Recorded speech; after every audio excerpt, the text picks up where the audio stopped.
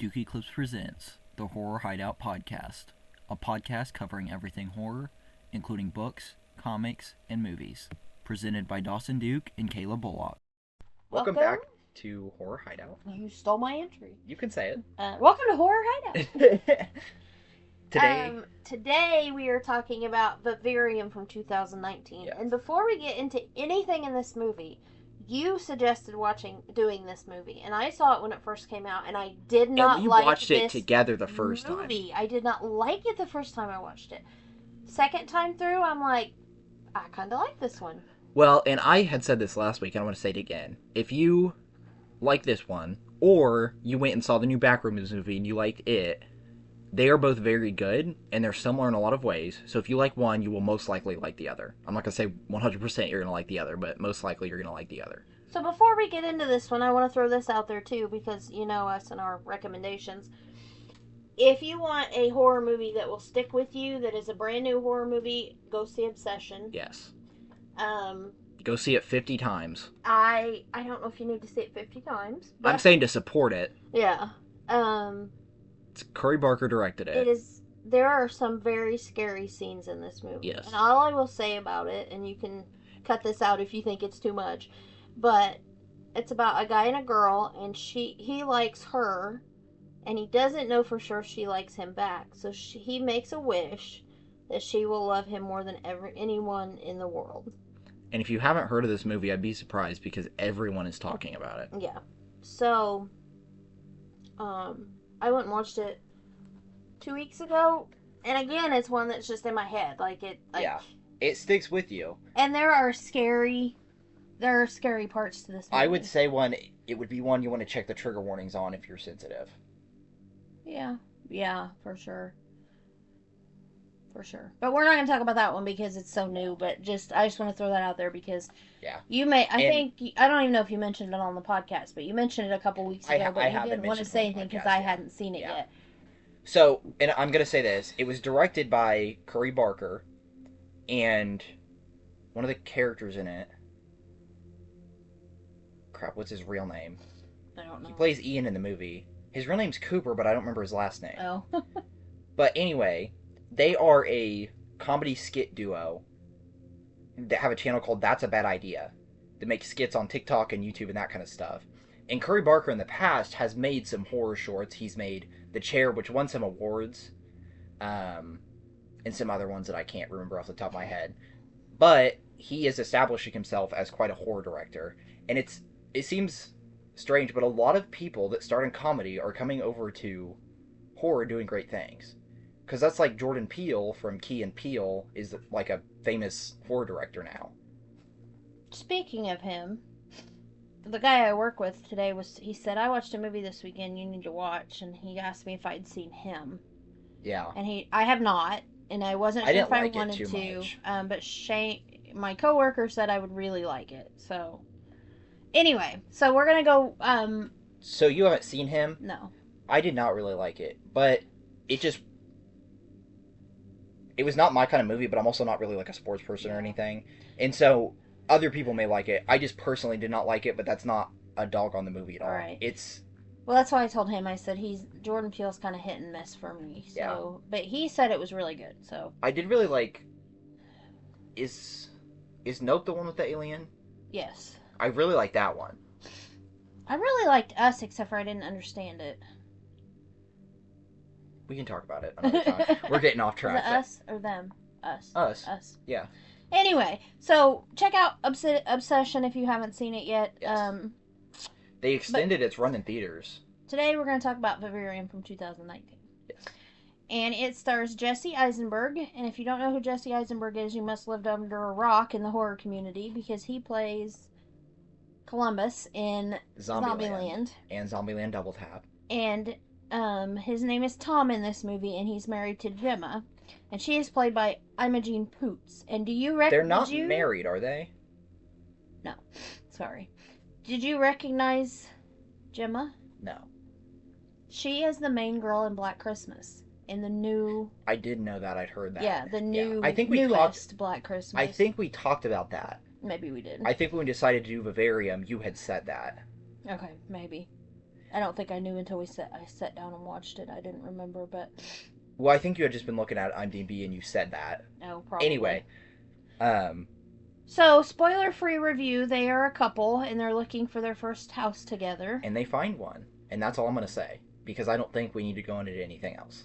I want to say this about the neighborhood. Okay. It's a very cookie cutter. Like, Yeah. we live a couple hours away from a big city where there's Yeah. neighborhoods where you go through and like every house is. I was gonna say my cousin lives in one of those. Yeah, and it's like, don't think I could ever live in that neighborhood. Yeah. And it's like they'll fine you for parking your car in the driveway overnight, like yeah, because they want all the houses to look yeah, identical. yeah. And these houses are the same, the yards are the same size, the fence is the same. Another thing it made me think of is Despicable Me, where there's all those identical houses and his is this big black house in the middle of all of it. Parks his car and hits everybody else. Yeah. So spoilers. So do you, first of all, before we actually get into the movie itself, do you know what the word vivarium is? No. So I looked up, this is the definition from Google. I looked it up. So, vivarium is, I'm pulling it up. Okay, I've got 3 definitions. A place, such as an enclosure or facility, used for keeping living animals for observation or research. Okay. A place artificially arranged for keeping or raising living animals as a park, a pond, an aquarium, a warren, etc. A place artificially arranged for keeping or raising living animals. Makes sense. So anyway, now that we know that definition, let's get into the movie. So, I don't know if you caught this, but when we have the opening credits, It's the we cuckoos. see a bird nest. Yeah.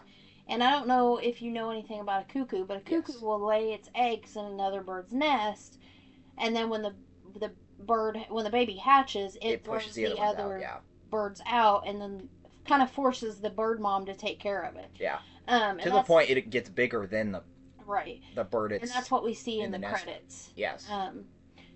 So then we meet Gemma, and Gemma is a school teacher. Yeah, she's very young kids, maybe like first or second. I was gonna say they never say age range, but yeah.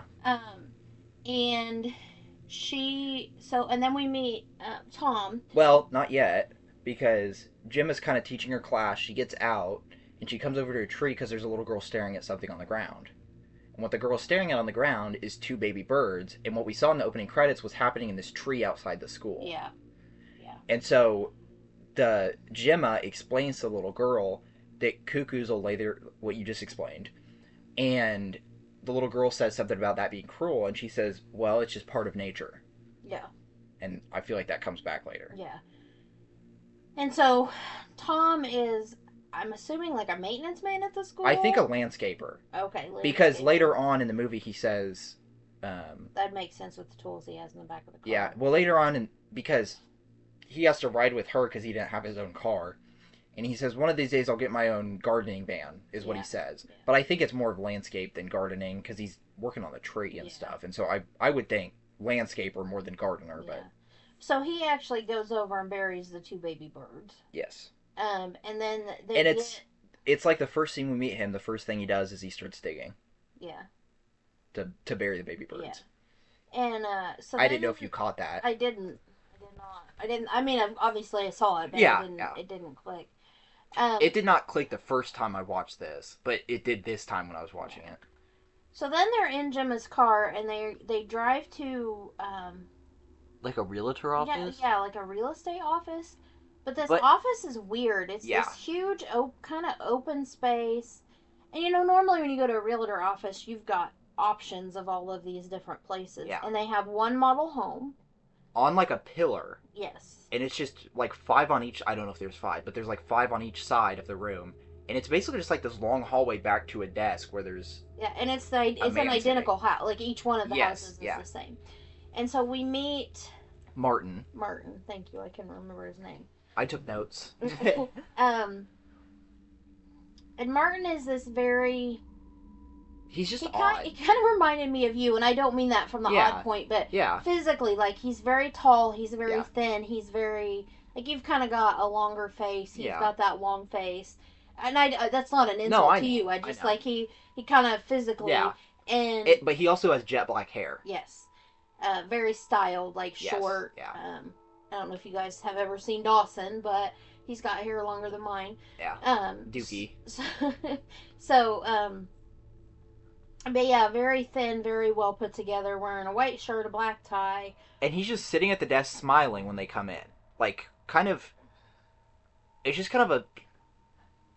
It's not a blank expression because he is smiling. But it doesn't feel like there's anything behind it. It's a very... static smile, I guess. Yeah, it's very empty. Like, it's like his eyes are empty. Yeah. Like, his smile doesn't reach his eyes. That's what they always say in books. Yeah. But, so the Tom and Gemma come in, and they're looking at... I think they're on opposite sides looking at... but they're the same house, but they're looking at two different pillars. And he stands up and comes over to them. And he also is very weird with the way he phrases stuff. Yes. Like, and it's kind of stilted. Yeah. And like, everything he does is kind of stilted. Like, he's very, like... It's like he's getting used to his body. It's like when a toddler learns to walk and they don't really know. Yeah. Like, he's uncomfortable in his own skin kind of thing. Yeah. So, I don't remember exactly what he says, but I specifically remember he says something about suburbia. Yeah. And I don't know why, but that word kind of stuck with me throughout this whole movie, because I feel like it's kind of the thesis of the whole thing. Yeah. So, he talks to Gemma and Tom, and he says, well, I can show you one of the houses right now, or if not, I can schedule you for tomorrow. Because he initially offers that. And again, it's very stilted the way he talks, and it's very awkward when he pauses. And so he says the thing about, well, I can go show you guys a house kind of right now. And Gemma seems excited for it, but Tom is kind of on edge about it. Yeah. So then he kind of says to Tom, well, we can schedule tomorrow if you can't do it tonight. And then Gemma like kind of... When he says something, he automatically puts that smile back on. Like, he'll say something and then just kind of grin, like... Yeah. And it also feels like he doesn't really talk with much emotion. No. But when he does leave the pauses, it sounds like he's tailoring what he's going to say based off the way the person's reacting. Yeah. Like, it's not like he's doing, like, a pre-made script, like... Because we said he kind of talks stilted, and, like, it almost is in a rehearsed way, but it doesn't really feel rehearsed. It feels like he's... Well, I take that back. When you're talking to a telemarketer, a lot of times they have a script, and depending on how you respond, they have different things they can respond with. And that's what it almost feels like. Yeah. So anyway, Gemma basically tells Tom, she's like, we're already here, we might as well go see the house. Yes. So, they follow Martin in his car to the house. Yes. And this is the most awkward house showing. Yeah. Ever.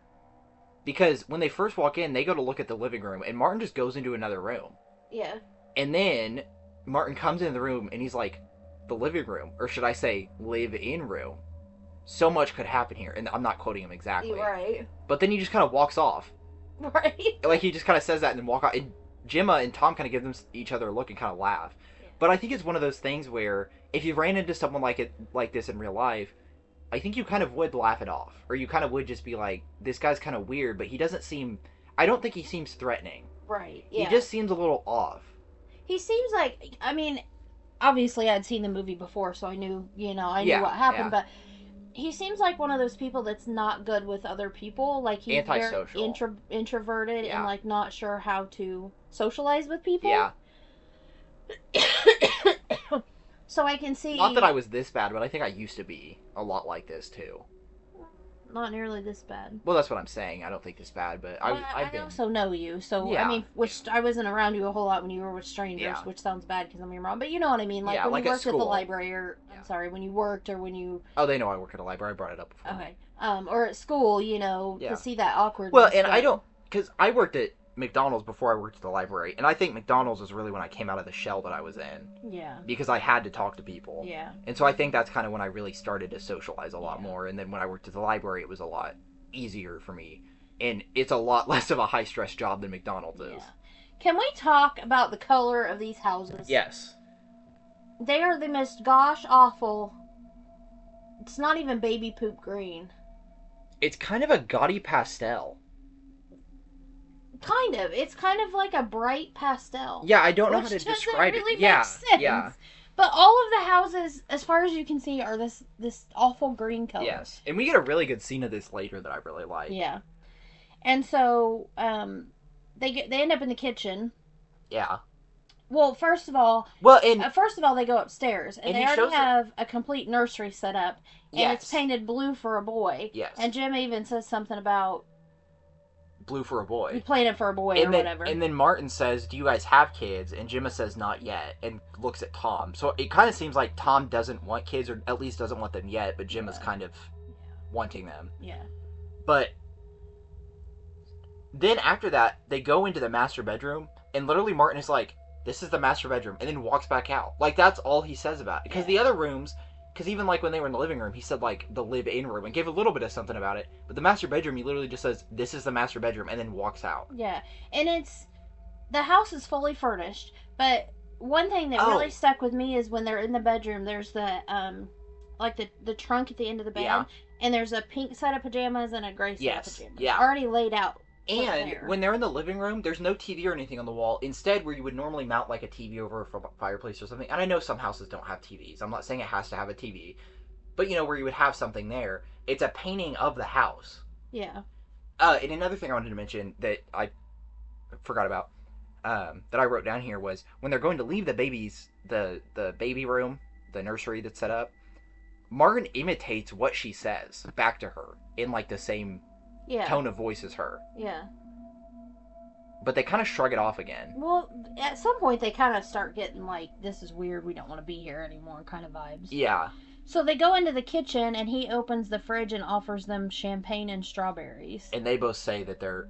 Well, Gemma says, "I'm driving," to the champagne. And he goes, "Well, what about strawberries?" And Tom goes, "No thanks, I'm driving." Kind of as a joke. Yeah. And he just kind of puts it back in the fridge and closes it without really any... Yeah. And humor. So then they go out to check out the backyard. Well, he tells them, "Let's check out the backyard now," and holds the door open for them. Or opens the door for them. And then once they're both out, he just walks away. And he even leaves the back door open. I don't know if you noticed he does that, but he even leaves the back door open. And so the backyard is just... I mean, it's not a huge area at all. No. Has like I think a picnic table and a couple chairs. Not a picnic table, but I mean, what would you call that? Like a patio table because it's got an umbrella. And I don't think it's here, but this may be the scene you were talking about later on. But we pan out and like every backyard is set up the exact same. That's not yet, but what does happen here is Gemma, she pulls up to where she can look through the lattice at the top of the fence, and she sees the house that's behind them, and there's no, like, it's all empty. So she turns around and goes to ask Martin, or she asks Martin, and then he turns around and he's not there. But she asks, when is everyone else planning on moving in? Yeah. But when she turns around, he's gone. Yeah. And they live in the house they are shown is house 9. Yes. Number 9. Yeah.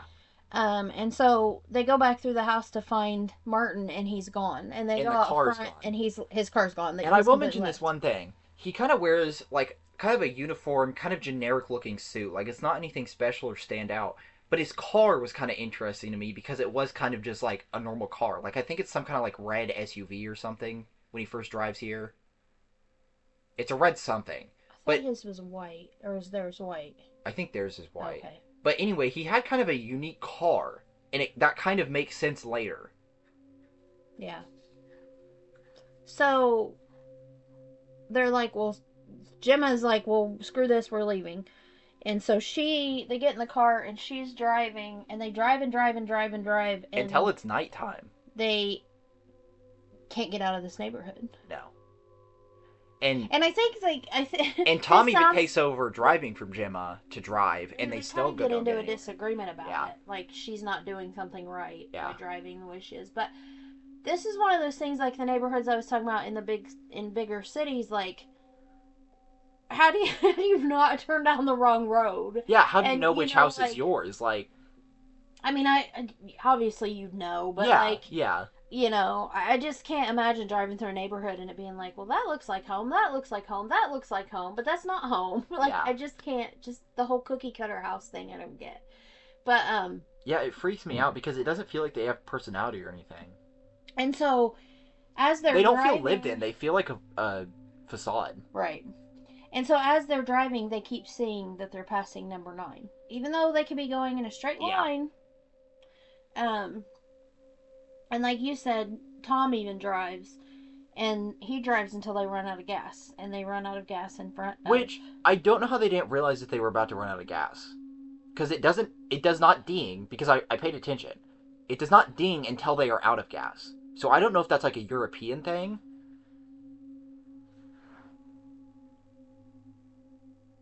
Maybe it did ding and we just didn't see it? But we see him driving the car before it runs out of gas, and it does not ding until it runs out of gas. I don't know.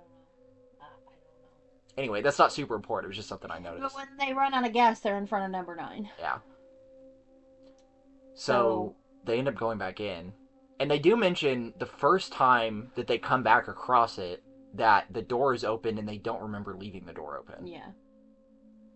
So they actually end up spending the night there and deciding that they'll try to figure out in the morning what's going on.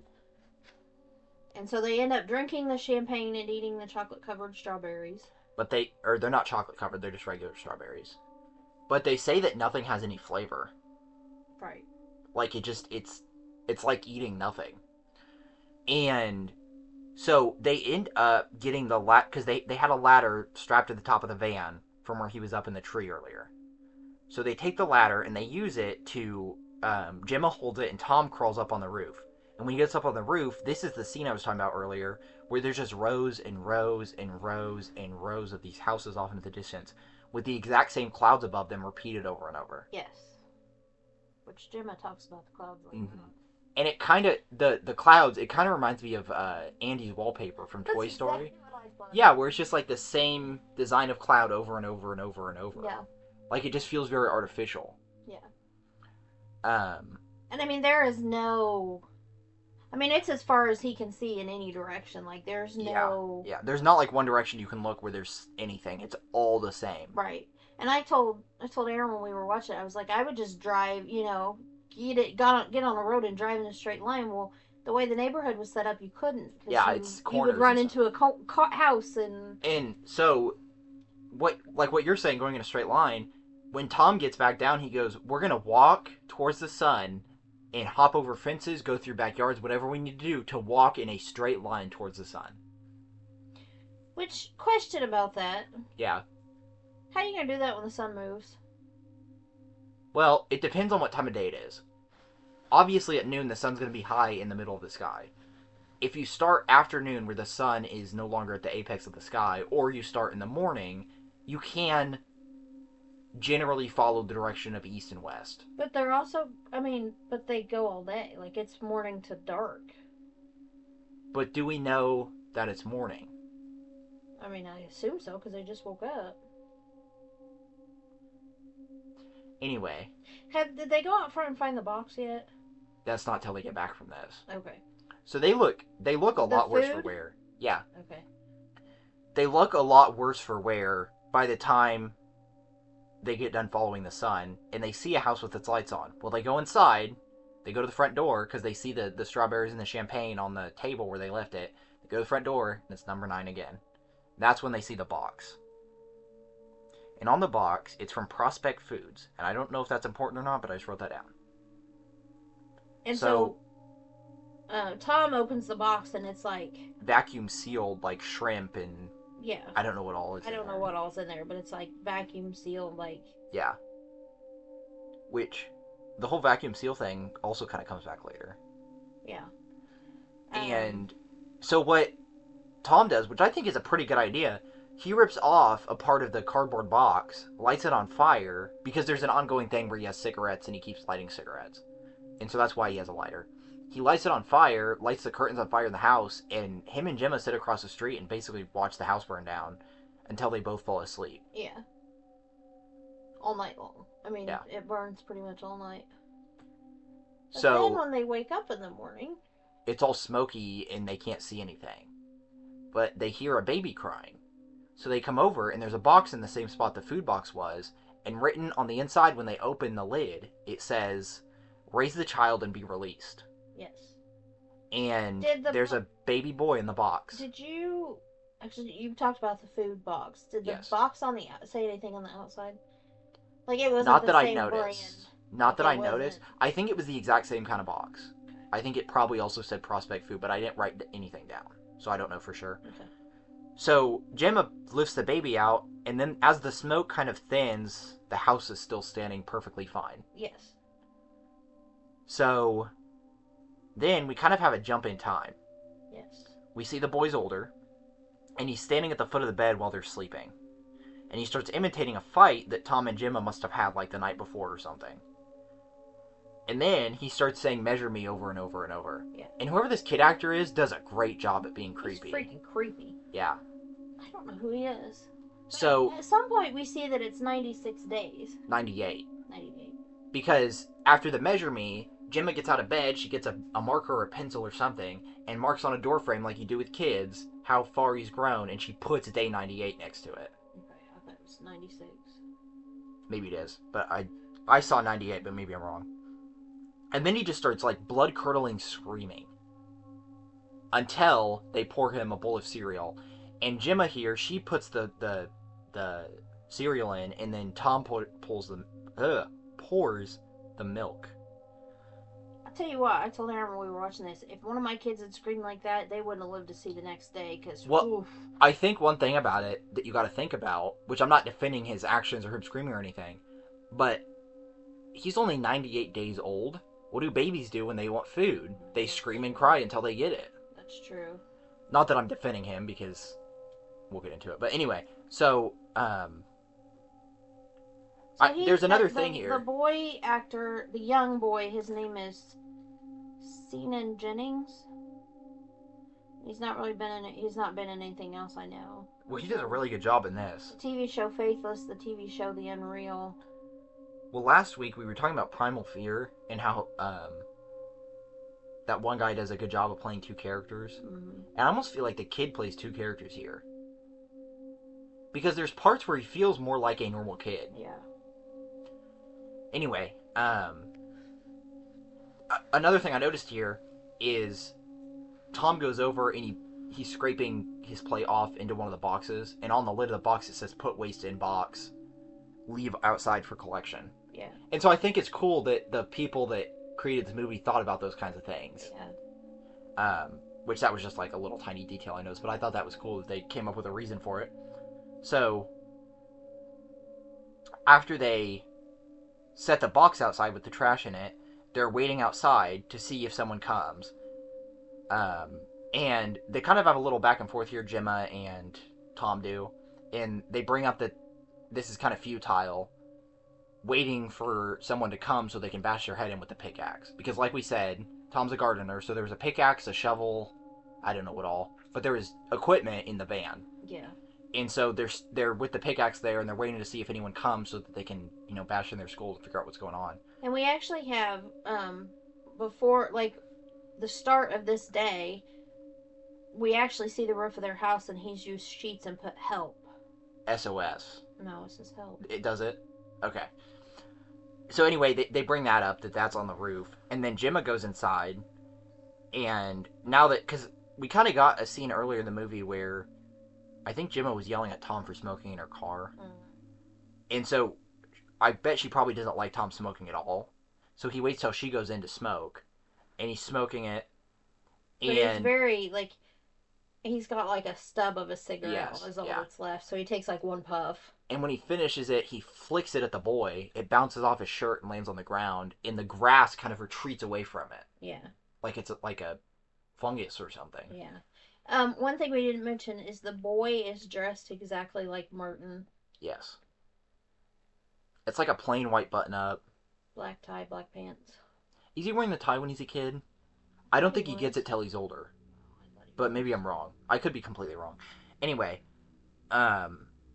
so that gives Tom the idea to start digging there. And he pulls up the ground, and I don't remember exactly how they describe it in the movie, but they kind of describe it later. But to me, it kind of reminded me of clay. The way it's kind of clumped up. But it's almost like a dry clay. No, he doesn't have the tie. You know what I mean? I thought it was more like a... Well, like the way it came off in his hand, it looked like clay. But then it kind of seemed like it was dry.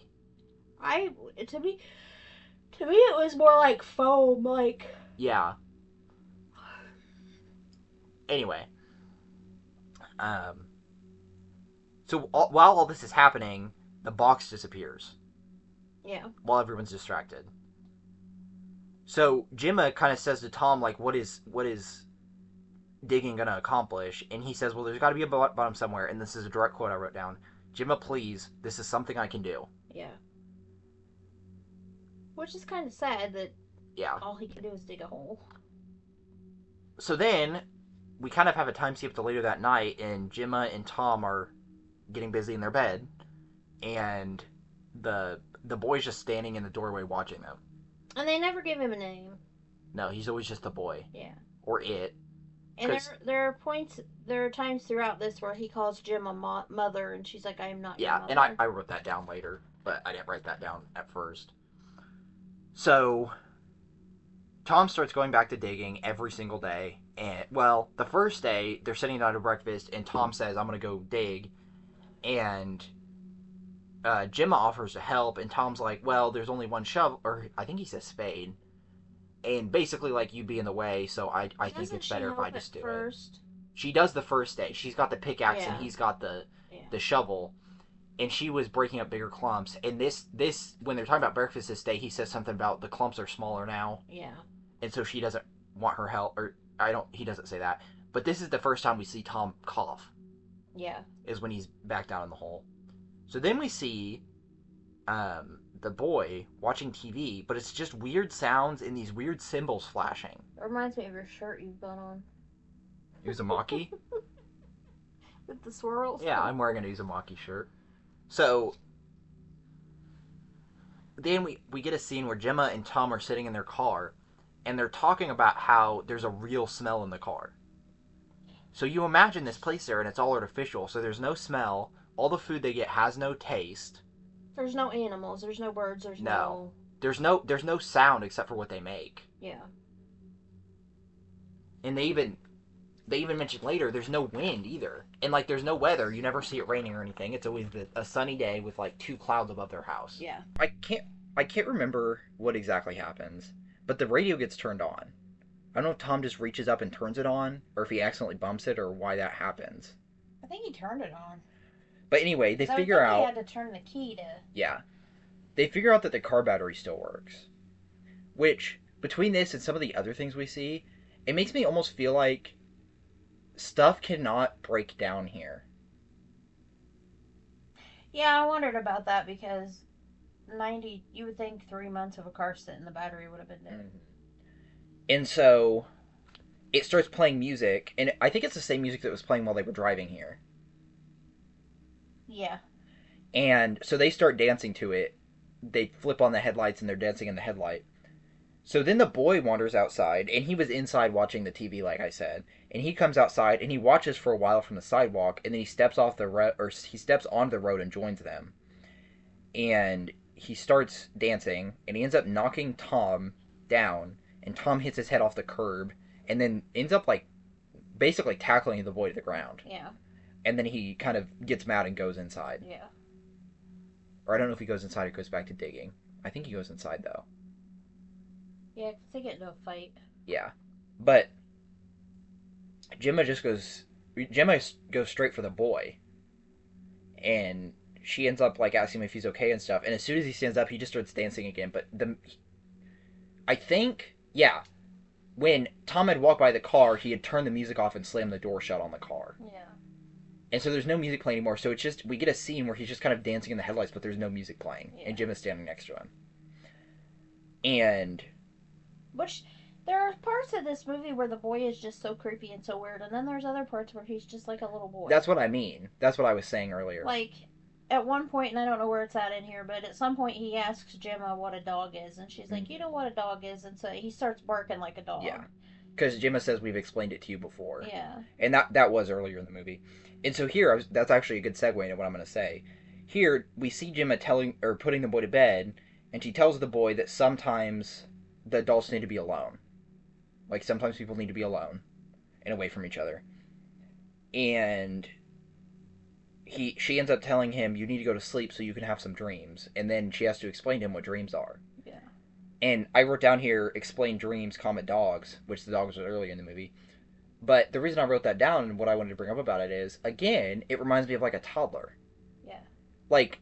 Well, doesn't he tell her he doesn't have dreams? Yeah, he does.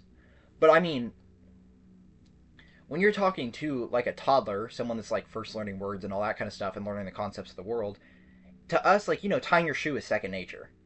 Okay, I can But do to you them, one better. okay, Having to teach your younger sister how to eat a chicken leg yeah, has stuck with me forever because she wanted to bite, like, you know how you hold the chicken leg by the yeah, skinny part that's just the bone?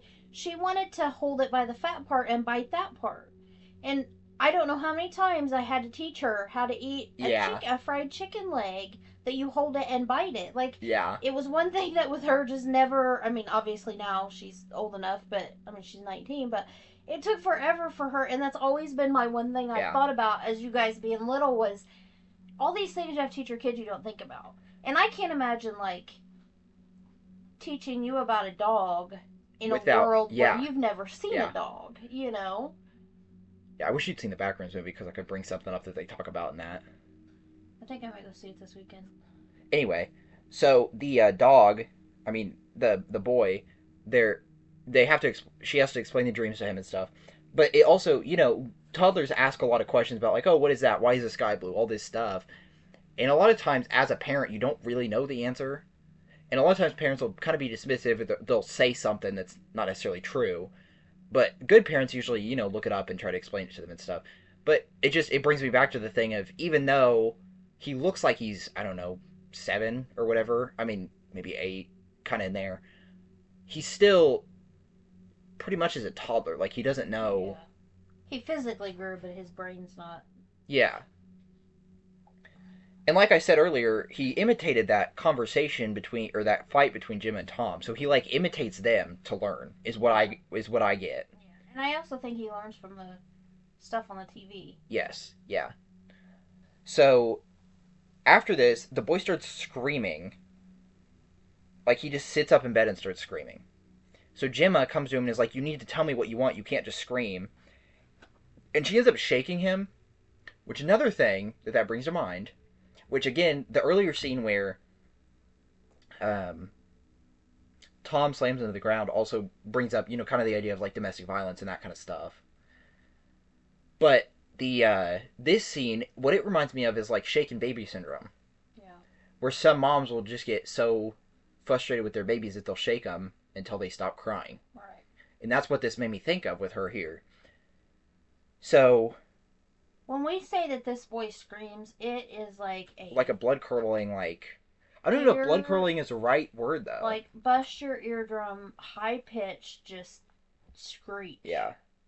And it's not like one of horror. It's like he's wanting attention. Like, yeah. It's like you said, he's still a toddler and he doesn't know how to tell you what yeah, he wants. yeah. And so after this, Gemma goes back to bed and she kisses Tom, but Tom kind of rolls over and is like, "I'm not in the mood." So they end up getting a wake up call that's a scream from the boy. And so Tom doesn't really talk at breakfast. I mean, he does. He answers the questions that Gemma asks, but he's very dismissive of them. Like, he's just kind of like, "Yeah, that's right." Like, he doesn't. Like, his mind is somewhere else. Yeah. So he ends up going back outside to dig, and he hears noise from under the ground as he's digging. So he kind of puts his ear to the ground and listens to it. So then later that night, or the next night, we see him back in bed with Gemma, and he hears that same noise. And at first, the first time I watched this, I thought it was kind of in his head, because that's kind of the way they frame it. Well, it's not just in his head. They end up going downstairs, and the boy's watching the TV. So that sound he was hearing underground is the same sound that's coming out of the TV now. Right. And so this turns into an argument because they tell the boy to go back to bed and they shut the TV off, and he keeps telling him no. And he keeps turning it back on.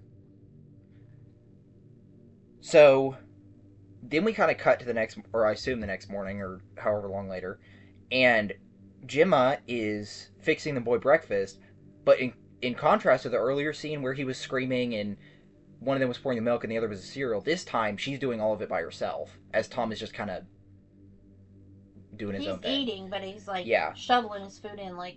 Yeah. So Gemma like just gets done preparing the bowl. The boy stops screaming, and she sits down to eat. And Tom walks over, picks up the boy's bowl, and just chucks it at the wall. Yeah. And so the boy starts screaming again. So Tom just picks him up and goes and locks him in the car. Which, you know what this reminded me of? And this is so sad. Do you remember our neighbor when we lived in a duplex? Uh-huh. And they would lock their kids in the car when they got in trouble. Uh-huh. That's what this made me think of. Yeah. Which that's so horrible that happens in real life. Yeah. But so this turns into an argument between Gemma and Tom because she's like, you can't just lock him in the car. And Tom's like, well, if he dies, we'll get to leave. yeah. Well, he says they won't let him starve to death. They'll come for him. Oh, okay. So Gemma tries to get the car key from Tom, and Tom goes inside. He ends up pinning Gemma to the ground, and Gemma is eventually like, what are you doing? And he kind of realizes what he's done, like pinned her to the ground. So he gets off of her. So then they kind of have a little bit of back and forth in the living room, and then Gemma kind of suddenly gets up and runs past him and takes the key and lets the boy out of the car. So then we get a scene of Tom digging at night. Where's And- the scene where they talk about the clouds? That's not yet. Okay. And Gemma and the boy are kind of watching him from the window, and Gemma says, it's time for you to go to bed. He'll come in when he wants to. Or something along those lines. And so This night she ends up sleeping in bed with the boy, right? yeah, she falls asleep in the boy's bed, and Tom ends up sleeping in the hole. Yeah. We see him sleeping at the bottom of the And hole, he's got a pretty big hole. I mean, like, tall enough that his ladder is completely down in this Yeah. hole. which is probably like a 10-foot ladder. Yeah. So we also, when Tom wakes up, we see his cough is worse, and he eats breakfast by himself. Yeah. So then, this is where we get the backyard.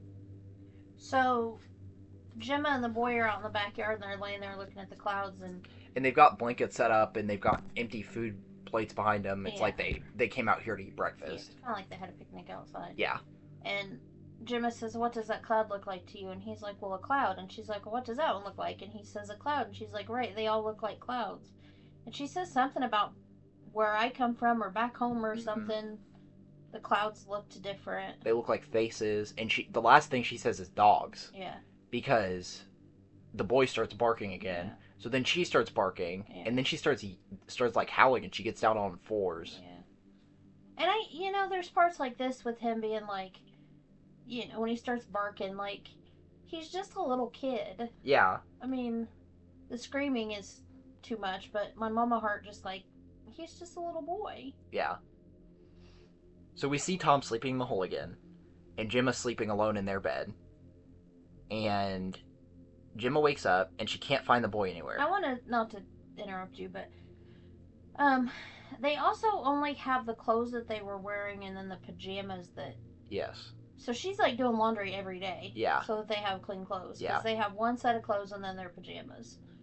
So she comes outside, and Tom is still digging, so she asks Tom if he's seen the boy, and he says no. And she says he's gone missing.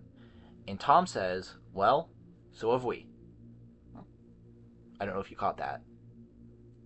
But I wrote that down because I think it was kind of hard to understand what he was saying, because he's down in the hole and he's kind of yelling up at her. But so Gemma wanders the street yelling, and again, he does have a name.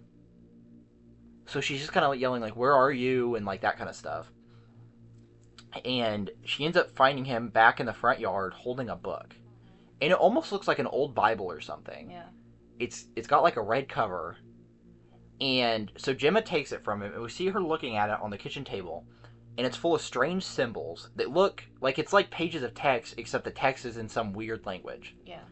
And then there's pictures in it. And the pictures in it look like the TV. Yeah. Then she finds one where there's like two bulbous protrusions off of what looks like a human's neck. Mm-hmm. And then there's one where it shows some stuff with arrows pointing down to a man and a woman with a little boy in between. Yeah. So the And one Gemma- thing we did not mention that we should have mentioned at the very beginning, which obviously I'm sure you've picked up on this, but there's no cell phone service. There's no they're there's no way to communicate with anybody. when they're trying to drive to find a way out, they both mention they don't have service, and both their phones are on like 2%. Yeah. And so that's why they don't have them for the rest of the movie. Yeah. Because presumably they didn't bring chargers or anything with them, which is a dumb idea. I always keep a charger in my truck. Anyway, so Gemma goes into the living room where the boy is watching the TV again with the strange symbols. And she asks him if he met anyone, and he says yes, but he can't say who. Yes. So Gemma says, let's play a game. Let's play pretend. how about you imitate me? So he imitates her, and then she's like, okay, now do Tom. So he does Tom. And then I think it's the boy that suggests doing the dog, Yeah. but it might be her. No, it's him. So he says, "Can I be a dog?" So he does the dog, and then Gemma's like, well, is there anyone else you could imitate? So then he starts making like weird like choking, grunting noises, and we see the two bulbous things that appeared in that book come off of his neck, or like billow out of his neck. It's kind of like a bullfrog when they ribbit, but like fill up and they get those things. Is kind of what it. And this scares the crap out of Gemma. Yes. So then we see an adult version of the boy, who looks a lot like Martin, and we see Tom looking terrible, and his cough sounds even worse. And Gemma makes him eat some food, and they have kind of a sweet, good interaction here, kind of like their old selves. Gemma like helps him shower and everything. So the boy, after he eats breakfast, he starts walking down the street, and Gemma tries to follow him, but loses him pretty quick. Yeah. And when you say boy, he's like a full grown. Yeah, he's a man now. Yeah. So we see Tom digging again, and he ends up finding something that he doesn't really recognize at first, but he kind of figures out that it's a body. Yeah. So Gemma and Tom yell out, and they find each other because it's night at this point. Right? She gets lost because she's looking for the boy. Is it night at this point, or is it still day? It's really foggy. I think it's night, and it's really foggy. So they end up finding each other, and they get back to the house, and the door's locked, and the boy is inside sitting on the couch watching the TV again. And they're yelling at him to let them in, and he doesn't move. So they end up sleeping in the car, and Tom looks terrible. He's all pale, and he does not sound like he's breathing too good. So then we see them out on the sidewalk, and Gemma lights a cigarette for Tom, and they reminisce about missing the wind. And then they start talking about how they met, and then as their conversation kind of comes to a close, Tom says, "I'm home right now," talking about being with her. And then he passes away.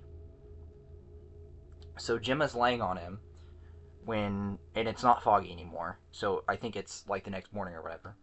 And the boy comes to her holding a box, and out of the box, I hated comes a body bag. Her crying at this part. Why? I don't know. It just seemed very overacting. I didn't get that, but I don't know. So the boy puts Tom in this bag and then vacuum seals it, just like how the food was vacuum sealed. Yeah, it's like a body bag, but it's like clear plastic on the top, because you can still see their faces. Yeah. So. And he throws him in the hole. Yes. So Gemma attacks the boy from behind with the pickaxe, and the boy kind of runs off to the side and goes under the sidewalk. Like, the sidewalk, like, comes up in kind of an arch, and he crawls under there, and it's almost like a bug crawling. Yes. The way he moves. Yes.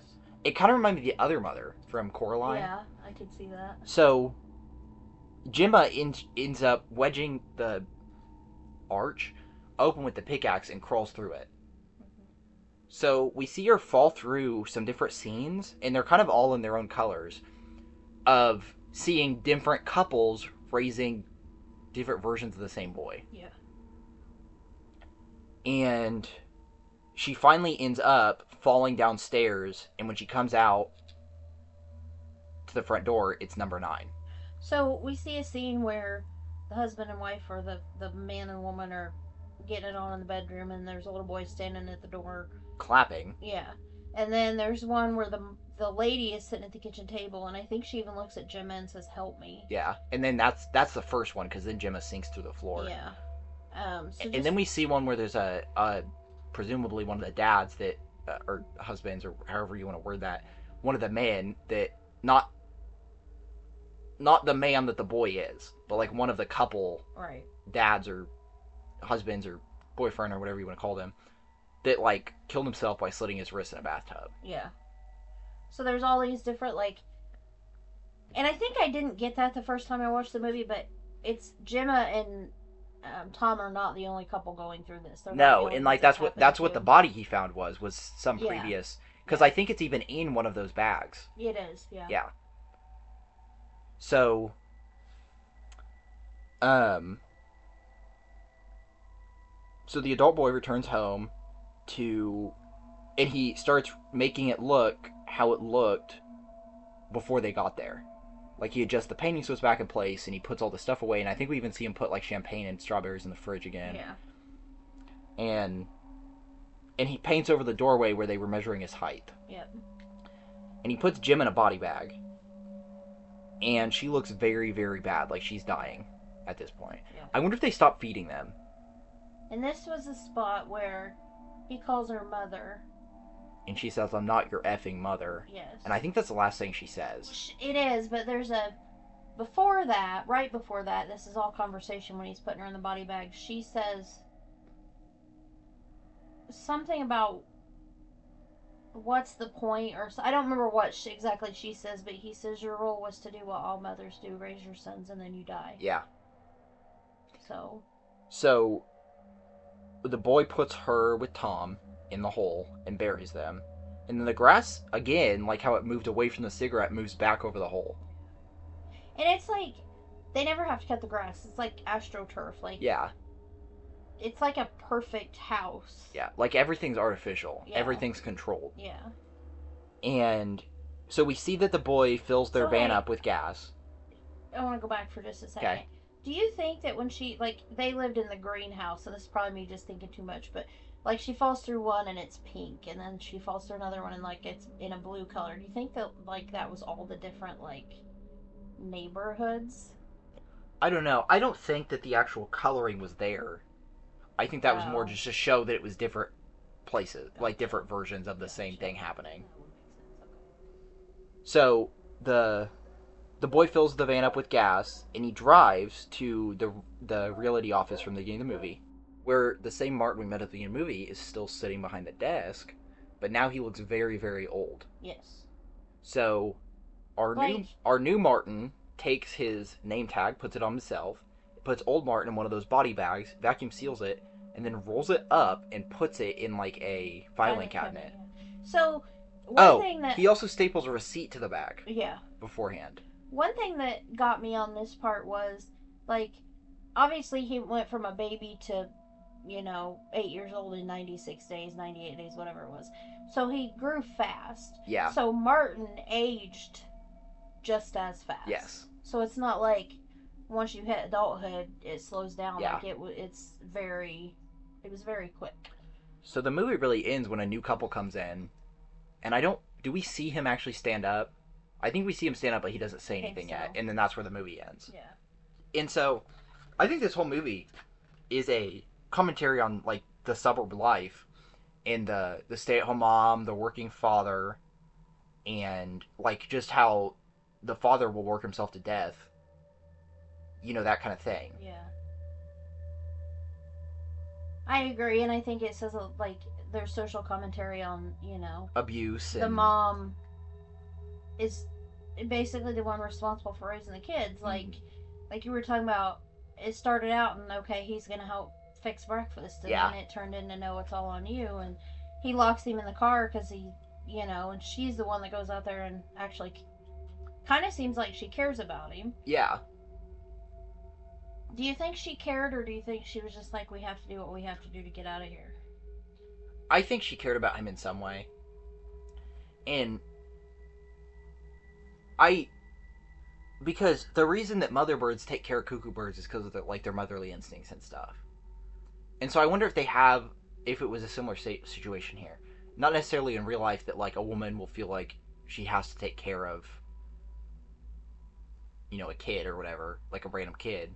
But I wonder if, they could have been, everything's here's artificial, they could have been dosing something in the food that made her more susceptible to want to take care of the son or something like that. Yeah, but, I mean, even when you guys got older, like, your one friend who didn't have a very good home life, like, I wanted to baby him. Like, I wanted, I'll be your second mom. Like, come hang out at our house because I know you're safe. Like, I think it's just inherently in women that... And then I don't agree with that. I don't think it's all women. Well, that's probably true. And I think there's some dads that are like that too. Well, and then I think it's like you talked about Tom saying, "Let me do this, dig this hole because it's something I can do." He felt like that was his way of providing for the family. Right, like that was something he could do for Gemma. Yeah. Like he was doing something productive for his family. But in the process, he completely discarded his family and even became abusive. Yeah. Because even, yes, he tackled the little Martin and all that stuff, but he also eventually ended up pinning Gemma to the ground too, which we don't see him like hit her or anything like that, but he did pin her to the ground, which is still abuse. And there's a lot of the, we go from we're all going to sit down and have breakfast together to where he's shoveling his food in his mouth and then not even eating with them, right, or eating in the tub, or sleeping out in the So I think this is a very commentary heavy movie. Yeah, I think there's a lot of underlying themes to the movie. And when I watched it the first time, which it's been years ago, I watched it the first time, I had looked into some of that because it was like, I just don't get it. I don't get the movie. But then watching it a second time, it really kind of makes sense that that's what they're talking about. And again, it goes back, we were talking about the cookie cutter houses. Yes, this movie took that to the extreme, but that's real. I mean... Well, and there's like... in real life, there's like the HOAs and stuff that make you keep your house looking the same as the rest. Right. Like, they'll fine you and stuff if you don't, and eventually they can take your house if they put enough fines on you. Which is crazy to me. Yeah, that's stupid. If I live somewhere like that. I was gonna say, we don't live in a big enough area though. I feel like we need to worry about HOAs. But if I work with a lady that has one in the next town over. I know, but I mean this. Yeah, I know, but I'm just saying. The small towns we live by. I didn't realize they would have them, over there. But yeah, really, even in the small town we live in, if someone wanted to start one on the street, they could. I don't think there's any like legal requirements you have to meet. You just have to get people to sign on for it. I don't know how that works. And I think it would have to be like there would be some legal stuff because you'd have to be an official association and all of that. Yeah. Well, I think the way HOAs work, I don't know, because I've heard some where they say that an HOA is based off of they own the property, you just own the house on the property. But I've also heard that when you buy a property, you can choose to sign on to HOA sometimes. So I don't really know how that works. Well, I didn't think you had a choice. Like, I thought if you moved... I think most of the time you don't, but there's some places where you can opt out of them. And, like, I heard this one story online that this person was talking about where their grandpa had owned property in this area, and the rest of them had all signed on to the HOA, but his grandpa refused. So the guy telling the story had moved into that house after his grandpa died, and the HOA kept trying to find him, and he's like, I never signed on to the HOA, my grandpa never signed on to the HOA, this property is never part of the HOA, you can't do anything to me.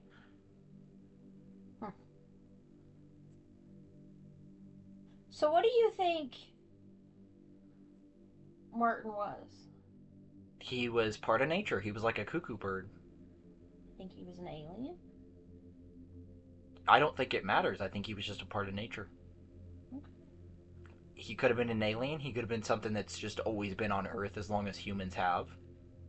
Or something developed after humans to, take advantage like cuckoos do with other birds. Okay. I think it's okay that they don't explain all that. I was just asking what you thought. I know. But I'm saying I personally don't think it matters. Because even if it is an alien, well, somewhere out there it's still part of nature. I think it all comes back to what she said at the beginning with the cuckoo, is it's just like an unfortunate part of nature. Yeah. Makes you think like all the missing couples that go missing, like... Yeah. This is real. No, I didn't. No, I know. I know. Like, I don't know. I really enjoyed it the second time through. I really like Jesse Eisenberg, and I really like the girl that played Gemma. And Jesse plays, because, in in Zombieland, when he plays Columbus, he's kind of such a reserved kind of character. Yeah. And in this one, he's kind of a lot more extroverted. I don't know if that's the right term, though. He shows a lot more emotion in this movie. I think the two of them have good chemistry, like on I screen agree, chemistry. yeah. I thought it was really good. They And feel like like a real you- couple that's gotten in some fights and stuff, but they still ultimately love each other. Yeah, and like you said, the young Martin is a really good actor. Yeah. Like I'm excited to see what he does going forward. If he does anything, he may Yeah. have just been a one and done, and that's fine too. Looks like he's still working on some stuff. Well, the one thing that worries me about kids in the industry is all the stuff that's come out. Yeah, I know. So if a kid does get in and do one movie, then that's it. I'm happy for him to do that. Yeah. And, a lot of parents will take advantage of it, and they'll, I want to put my kid's money up, and then they spend it all. Yeah. So I would give this one a pretty high rating. I agree. It's not my favorite, but that's just because there's so many good ones out there. Yeah.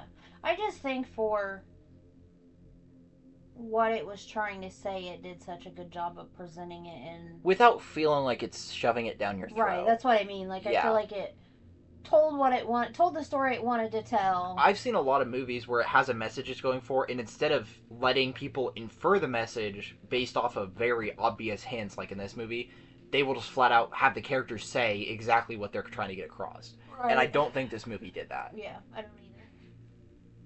So, it's a good movie. I suggest watching it. Yeah. Again, we've said this about several movies, but it is one you need to sit down and watch, not just... It's not a good background one. Right.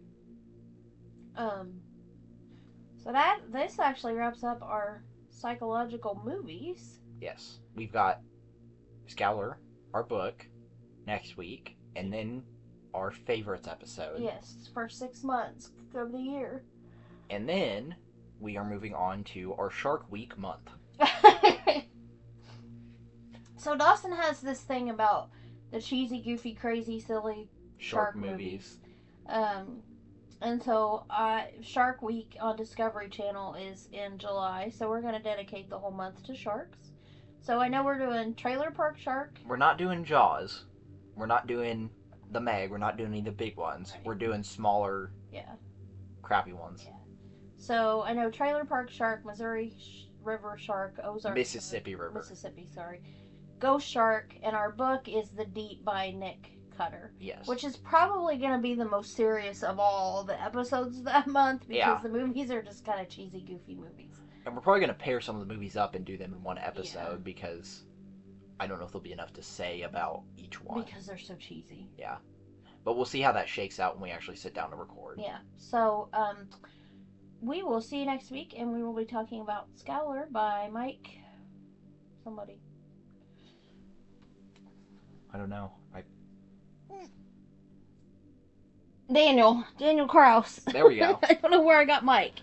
So, we will You have so many books in here, it's hard to tell. we will see you next week.